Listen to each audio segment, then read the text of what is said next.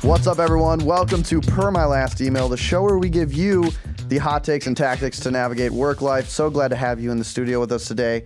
I'm Kyle. I'm Kaila. And we have a special guest for you all, Andrew Yeung, the founder of Fibe, which is an events holding company, a good friend of mine. And he's joining us in the studio because I think we have a really cool topic, a topic I'm excited to dig into. That is the intersection of alcohol and work. Mm-hmm. And I think American work culture and like happy hour culture and just alcohol in general are very closely tied. It's very pervasive in this country, or at least in New York. And the reason we wanted to have Andrew here is he wrote a really great post about going 500 days without drinking alcohol and how it impacted his career, some positives and some negatives. So Andrew, thank you so much for joining us today. Yeah, thanks for having me. I'm pumped yes. to do this talk. Hell yeah. So I think let's start with maybe what led you to write this post? And before that, even like, what was your relationship with alcohol prior to going sober for 500 days? So alcohol has always been like a massive part of my life. And so like I spent 18 years in China, grew up in China. And the way it works there is that we started drinking like age 14, age 15. We started going to clubs because they wouldn't ID you $1 tequila shots. And I was like, how can this be so cheap? But we later then found out it was like fake alcohol. Oh. And apparently if you drink too much of it, it makes you blind. Oh, wow. All right. Oh, my gosh. So maybe avoid those. Yeah, don't go to China. That's crazy. Don't party with 15-year-olds. Yeah, well, that's Noted. for sure.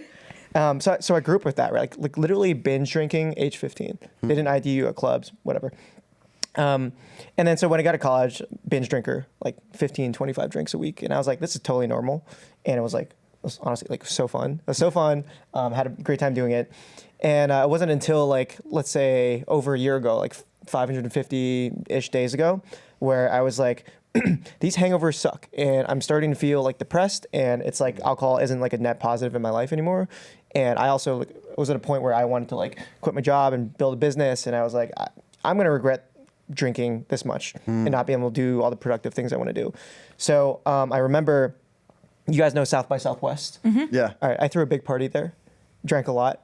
And the day after, I was like, this sucks. I'm going to stop doing it. And so the day right after South by Southwest ended, I guess like 2023, like March-ish, I was like, I'm going to stop drinking. I'm going to, try it for a month and see what happens. And stopped and just kept going. Didn't really miss it. No more hangovers. No more like anxiety that comes with the hangovers. Mm-hmm. And just like no more that. We're all like, been there. Yep. Yeah. Best decision I ever made. And so I decided to write about it because everyone's been asking me what the journey was like. Yeah. And honestly, it's like, there's a lot of cons too. It's not all just like, health benefits and social benefits. Like there's a lot of like stuff I missed out on. Yeah. And I want to talk about both the pros and the cons. And I think it's such an interesting story. And for the record, me and Kaila are still drinking. We are. We're still drinking. One could say we're actively drinking. We are drunk on the pot. No.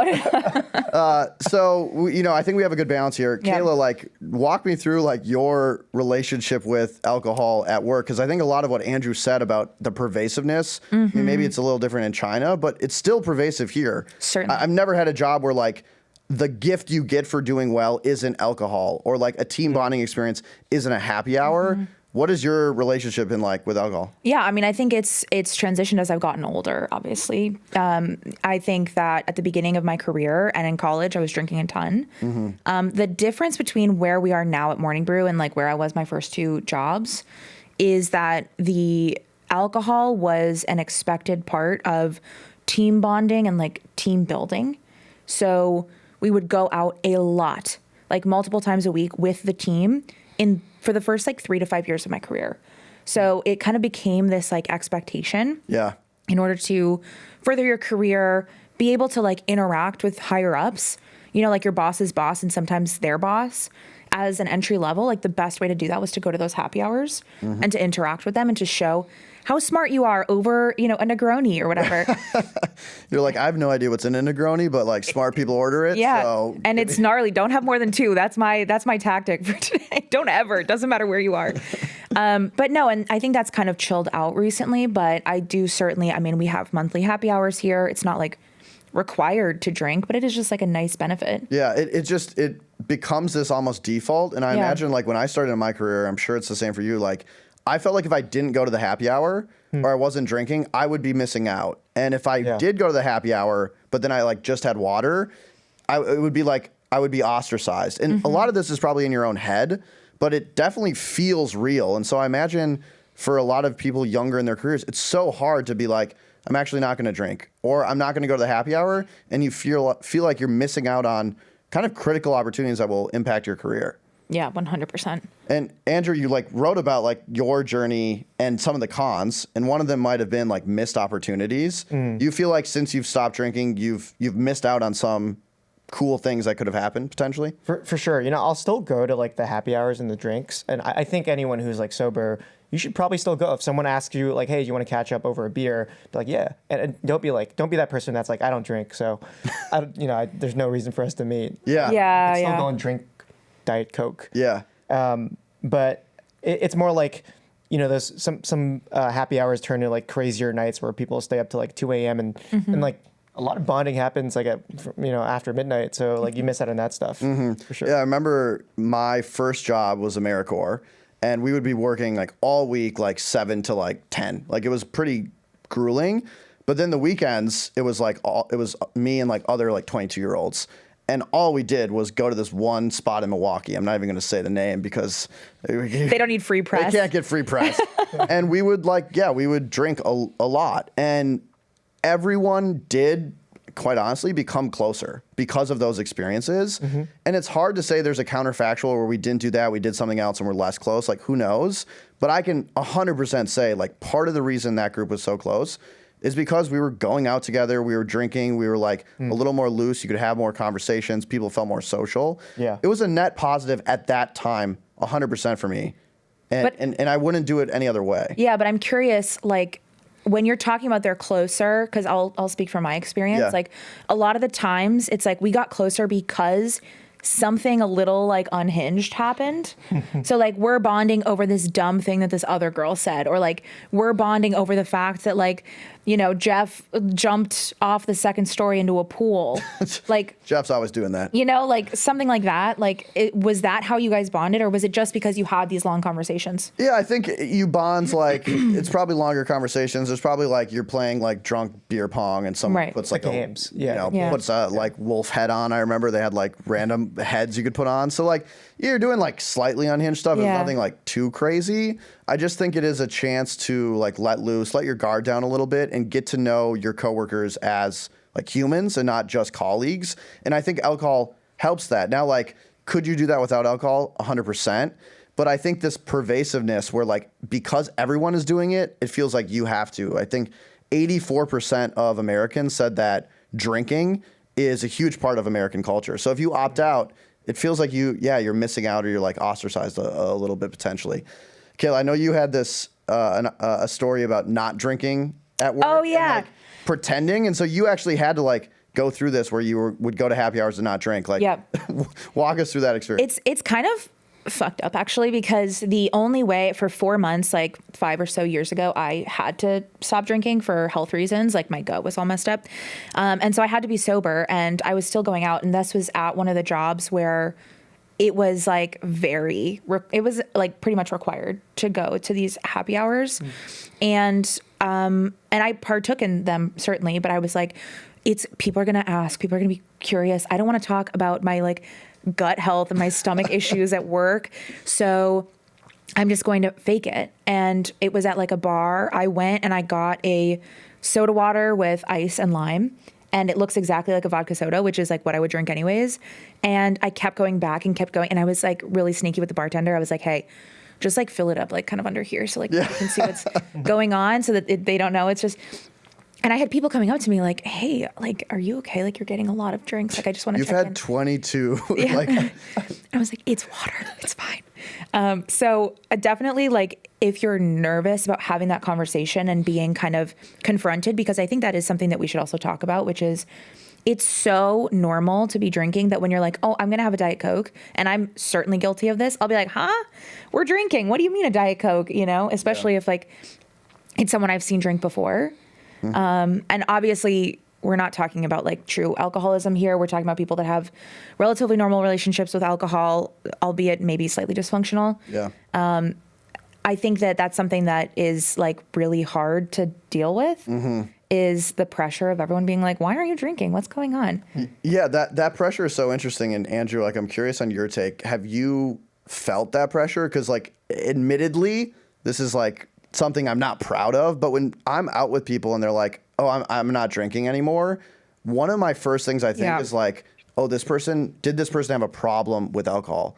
Like, instead of being like, oh, what a cool choice this person is making to become healthier, I'm like, what did you do in the past that was messed up around alcohol? Yeah. And that is wrong 100%, but I think it's kind of the first thought or the second thought a lot of people have. And I imagine that you kind of feel that maybe around people. Like, how did you navigate telling people you weren't drinking? Did you feel that pressure at all? It's funny because when I posted that LinkedIn article, or that blog post on LinkedIn, so many people reached out to me and they were like, hey man, I used to be an alcoholic too. Yeah. Oh. I was like, what? Yeah. That's tough. It's like, I know what you went through. Listen, I got this group. Yeah. If you want to join this group. Yeah. It's like, like an AA group. But you know what? I actually don't really care that much. Yeah. I haven't felt the need to like justify myself. People are like, I have this. I'm like, I'm not going to be like, I wasn't an alcoholic or whatever. I just be like, good for you. Good for you. And I think like, we're talking about peer pressure. It's a really good like personal exercise. Like just not give a shit about like what people think. Yeah. And so if someone comes up to me, it's like, why aren't you drinking? I'm like, I just don't want to drink. I don't want. And so many people struggle with that. But I think it's a good exercise. Just be like, I'm just not going to drink. There's no reason. I'm just not going to drink. Yeah. I love your answer, but also I think it's like you have the maybe self-confidence to like be like, I don't care what these people think, or I'm just going to tell them the truth and like that's fine. And for most people, my sense is it's not the alcohol that they like, it's like the sense of belonging. And when you go to a happy hour and you're with your colleagues and you're all doing a shared experience together, it brings you closer. And being like, I'm not going to care what these people think, or I'm not going to drink, then you're like, well, am I going to lose like friends? Like, am I going to lose my community? And so much of community, at least in my life that I've seen, is centered around drinking.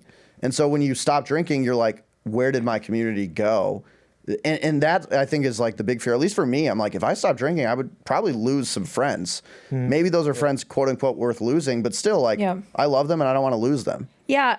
I think that's interesting, especially as coming from like a millennial, because I think that is changing. Okay. Like 61% of Gen Z say that they plan on cutting back their alcohol consumption, which is up significantly from 5 years prior. Yeah. According to NC Solutions. We love got a source. NC Solutions. But I do wonder like why that changes. And I think that hopefully for the younger generations, it's going to be a little bit easier for them to just say, no, I'm just opting out. But that doesn't mean that you're not working with people that are of older generations that have been trained to equate happy hours and drinking with your work buddies to career advancement. Yeah. So that's going to be tough. It's really interesting. I think the like sober curious movement, or just sobriety in general, is like in vogue right now. Like it's kind of cool and on the rise. And so maybe you're true that like the next generation is just like better and like more welcoming and like healthier. And us and older people are like, no, drink, keep going to the happy hours. Maybe we'll have happy hours that are just like straight up mocktails in the future. And there's nothing preventing you from getting a mocktail. Yeah. Like I think that your example of being super self-confident and being able to say, I'm just not drinking right now. You don't have to explain yourself, which I completely agree with. Nobody should have to explain themselves for drinking, it's the same thing. Like no one would be like, why aren't you smoking a cigarette? Come on, we're all doing it. It's not like 1950s I ask anymore. you that every day. I'm like, Kayla, why are you not? We're sitting at our desks. It's like, hello. But it's the same thing. And I think it's like, you should be able to kind of own it. And I really respect that. For people that aren't ready to do that yet, or a little nervous, especially in the context of work, I think faking it, getting a mocktail, even if you have to lie, be like, yep, there's vodka in this, just so that you feel more comfortable kind of easing into that like sober mindset. I think it might feel a little silly, but could be a good tactic for somebody that's sober curious, but worried about its impact at work. And Andrew, going back to this like idea of community, when you did stop drinking, do you feel like you lost any friends, and like how did you navigate that? Or in fact, were you like, oh, all my friends are good people who still love me even if I'm not drinking? I might have lost a few, but it wasn't directly because I stopped drinking. It was more so I became less social, and I stopped going out in the weekends, and I stopped going to bars and clubs. Yeah. And so I realized there's some people in my life that I only just partied with. Right. Yeah. It's like you have a group of friends that you do a shared activity with, and that's when you see them. And if you stop doing that activity, sometimes those friends fall away, and that's quite natural as well. Right. Exactly. Interesting. And we'll be right back after this. Okay, back to the show. Now I want to talk about like this part of your post that you talked about burnout. And you were like, I stopped drinking, which is great. And then instead of going out on Fridays, I would just work like all night because I'm not doing anything else. And maybe there was like a downside of that. Like, how did that play out? And were you able to like fill the time where you used to be drinking with something else besides work? Yeah, that was honestly the hardest part because when I stopped drinking, it was only a few months after where I quit my job, started a business. That was tough. Like for 6 months, I was working 7 days a week. And you know how like you have weekends that you look forward to, and you look forward to going to concerts and clubs or used to be clubs. I just didn't have that. I didn't have anything to look forward to. It's just like, oh, what are you doing this weekend? I'll just work. Just working. Writing emails. Yeah. And so, it took me a while to find that outlet. Now it's like, hanging out with my friends, like board game nights and, just creating space for that. But, alcohol is like, it was a huge outlet for me to just like not think about anything. Yeah. And like numb myself from everything. And when there was a transitionary period where I was like, I need something else to take my mind off stuff. And it can't be like, I don't get people who, they have a hobby that's like going to the gym. Like, it's not fun at all. You never look forward to going. My hobby's being in pain for an hour and a half. Yeah. And I was lying to myself. People were like, "What do you do for fun?" I go to the gym. Yeah. So I just needed to find it, and it ended up being like video games and board games and stuff like that. So do you have any recommendations for people that are that want to make that transition without that like painful transition period where you're just working? How would you suggest that they start finding those hobbies that they can that's alcohol free? Yeah, so I guess for people in my shoes, like if you're an entrepreneur, like just don't work 7 days a week. Yeah. It'll burn you out. And then, you could still, there's some activities that are like purely, revolve around alcohol, like going to a club, but then there's other things like concerts where you can be sober. Yeah. You can be sober and have a ton of fun. So it's just finding those things, maybe it's pickleball or. Oh gosh, my mom's going to hear that, and she is a big pickleball player. I think, Kayla, your question's really interesting, and my answer would be like, I don't think it's possible. I think like that is quite honestly, like my biggest fear if I were to ever stop drinking is like, I know that I would lose some activities, and it would be a painful process to find other ones. And I just think like that's part of the thing that's holding people back maybe from trying this if they are interested is like, damn, I'm gonna have to like find new hobbies, and that's like not super fun, and I'm gonna have to go find new friends on some occasions, and I think there's just no way around it, and that's kind of the thing that keeps you doing it, which is kind of a bummer, I think. Yeah. So it's kind of interesting because your whole business is around events and around networking, which typically centers around alcohol. Have you noticed a shift in the types of activities that you're planning or the types of events that you're planning with the alcohol-free mindset? Yeah, well, first of all, it's definitely hurt the business a little bit because part of my business depends on like how much people spend at bars. So I'll have events where I'll have like 100 people, and collectively they'll spend like $500. You're just like, raise your hand if you're sober curious. Like everyone's hand goes up. You're like, I'm not making any money there tonight. goes my revenue. And yeah, the bars or hotels are like, Andrew, what the hell? Yeah. You have like 1,000 people in the room, and they're spending like $2 to $5 per head. Yeah. So the economics just don't work out. So it definitely hurt the business. And I think there's an aspect of it that's like people know the host that doesn't drink, so they're not going to drink.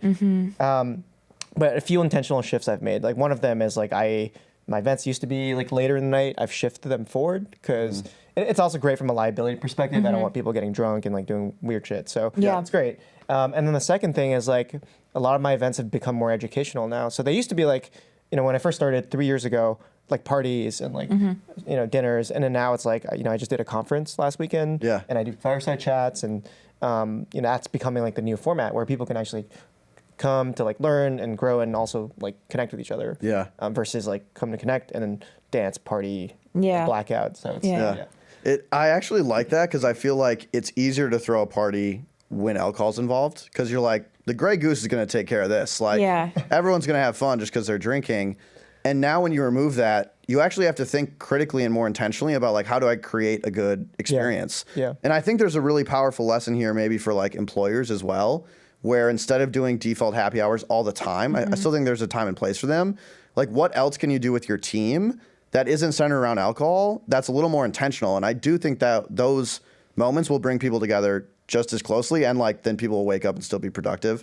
The next day, like Morning Brew, we did a field day, which was super fun. We're doing a casino night. Like, there's other ways to bring people together without alcohol. It just is a little harder to do, but I think your new events, even they're a testament that it can be done, obviously. Yeah, that's a great point, because alcohol is like the default. Like, if you're gonna create value for people like in a room, like the default is like just give them booze and they'll have fun. And so now you have to think of other ways to like give them value without alcohol. It's like, what are the reasons you put someone in a room? It's like learn, connect, grow, those sort of things. So that's a great point. Kaila, I'm interested, like, how do you think alcohol has affected your career, like pros or cons? Like, if you could do it all again, would you have kept, because like for me, I'm like, I actually think alcohol has been a net positive on my career, but I'm curious on your take. I think it has been a net positive on my career. I think there have been 2 work-related points where it certainly hasn't, which like we don't have to necessarily go into, but like Spill the tea, Kaila. No. I think whenever there's alcohol involved, it's a risk, because drinking alcohol inherently impairs your judgment. And it is funny when it is, your boss's boss got really drunk and yelled at the taxi and we had to put him in the cab. And like, this is not a Morning Brew story. This is not a Morning Brew story. No. It's certainly not. Or when, one of your like senior coworkers goes home with somebody who's not his wife, and like everybody sees it at the company-wide happy hour. It's like, okay, now like, yes, we're bonding over alcohol, but like, it hasn't shifted my career, but it's made like that person kind of like, I'm like, hurt their career and their perception. But even if it hasn't hurt their career because they're higher up, it's like, it's hurt my ability to build a like genuine relationship with them because I know things that I shouldn't know about their personalities. And that could hurt me. Those could be people that like, if I was a little bit less knowledgeable about who they were, maybe would help me, but maybe it's a good thing that I know now. I don't know. It's revelatory. That's such a good point though. And I think you're spot on. Like, I do think alcohol for me in my career has been net positive, because for all the reasons, like you go to happy hours, you get to meet people a little more. I think you're like included a little more when you start saying no to happy hours, and like, maybe just people don't invite you, and then work obviously comes up and there's things you learn, and that it's beneficial just to form those bonds. But I also think you're equating going to happy hours with drinking, which doesn't necessarily have to be the case. True. It is uncomfortable to be sober at a happy hour. And that I think is like the interesting point of like this episode is, you can go to a happy hour and not drink. And like, Andrew's just built different and confident and cool and wonderful, but like, I'm not. So like, it would be hard for me to go and have the willpower, admittedly, to just be like, I'm not going to drink. And like, that's fine.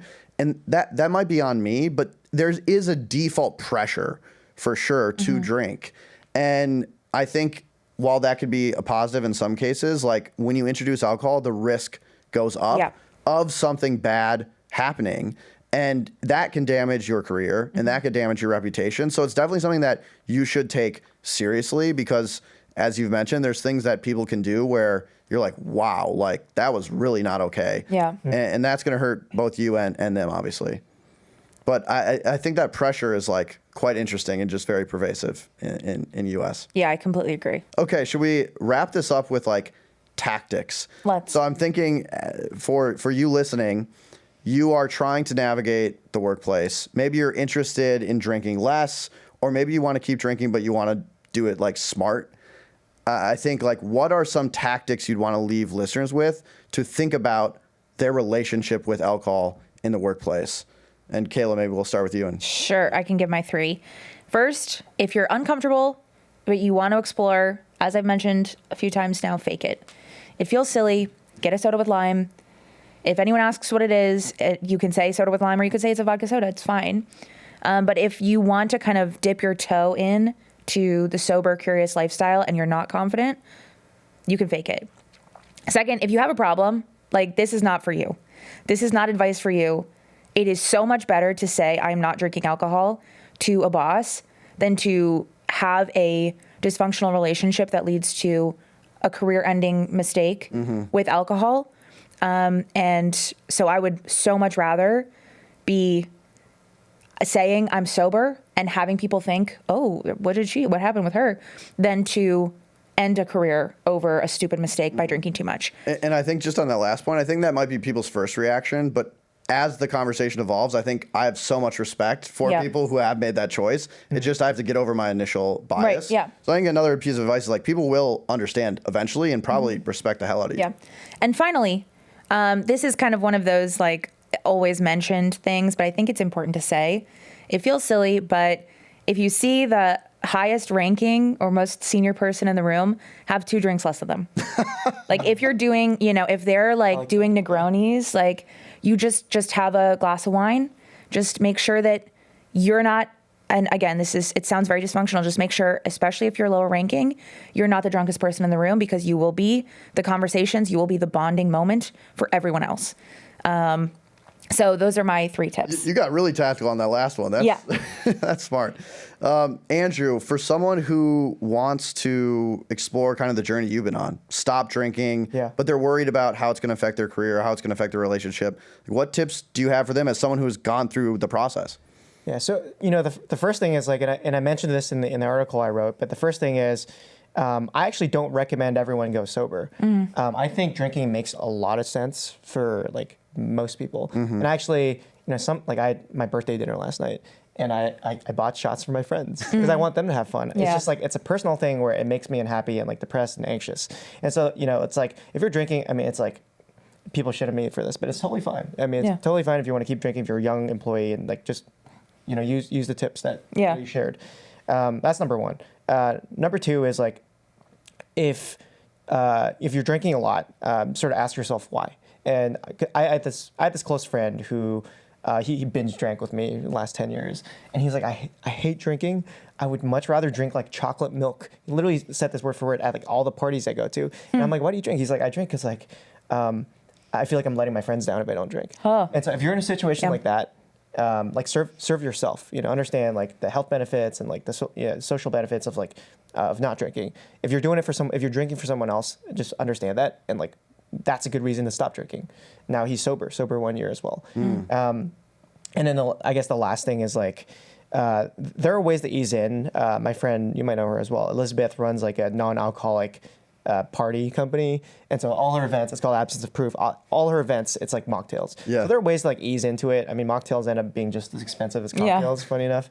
But yeah, ease into it. If you're worried about like what people think of you or the social pressure, like leverage key moments like dry Jan, and just try that out for a month, and see how it feels, and you have an excuse. You have dry Jan. I love that. And like, dry Jan gives you like cover. It's Yeah. I would be drinking, but it's dry January, and people are like, oh, nice. So I think those tips are spot on. I'll add like a few of my own. I think first is for people that aren't trying to stop drinking, but they might be around people that are. Like, I think we've all done like a check on ourselves in this episode where like your reaction actually increases the pressure and keeps the system of like, you should be drinking alive. So the more like open you can be and the more like supportive you can be of people making personal decisions around how they want to, or if they want to drink alcohol at all, is actually very important. So like in some ways, like, don't be like me. And like, this is a growth opportunity for me to be a little more open-minded and not have your first reaction be like, oh, whoa, like what did you do? Instead be like, oh, that's a really cool journey. So even if you're not going to stop drinking, you can play a part in changing the culture. I think for employers, not having every single company event be centered around alcohol. because one, you probably are increasing your risk a little bit of crazy stuff happening that Kaila alluded to. But two, if you have employees that aren't super interested in drinking all of the time, they might feel a little ostracized. So mixing it up every now and then.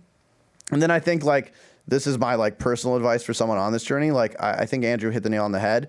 If you are like curious about what it would be like, finding a month and just doing it for a month and seeing how it feels and kind of easing into it and not just like ripping the Band-Aid off, probably the best way to do it. Last piece of advice is like understand what you want your relationship alcohol to be. We're not suggesting you should drink. We're not suggesting you shouldn't drink. That's a very personal choice. But I think understanding the why that we've all alluded to, like why are you drinking? Is it actually a net positive on your career? If so, great. If it's not, figuring out why you're still doing it. And that's probably a much deeper conversation where we'd have to get a therapist in the room. And that's neither any of us either. So that's all the strategies that I have. Yeah. I think we've hit on it a ton. Andrew, thank you so much, thank you for coming to the studio the day after your birthday party. So amazing. Happy birthday. Luckily, you didn't have a hangover. So Exactly. But two, like, thank you for writing this article. It really hit me hard. That's why we wanted to have you on. And also just based on the messages you got from people, seems like it resonated a ton. I think everyone should go check this out because it's really validating if you are interested in the journey you've been on. So thank you so much for being here. Yeah, thanks for having me. Of course. Fun. Should we roll the credits? let's do it. All right. Our producer is Michaela Heck. Our technical director is Uchenna Ogu. Sebastian Vega is a Morning Brew video editor. And our chief content officer is Devin Emery. This show is a production of Morning Brew. Thank you for listening, and we'll see you next week. See you.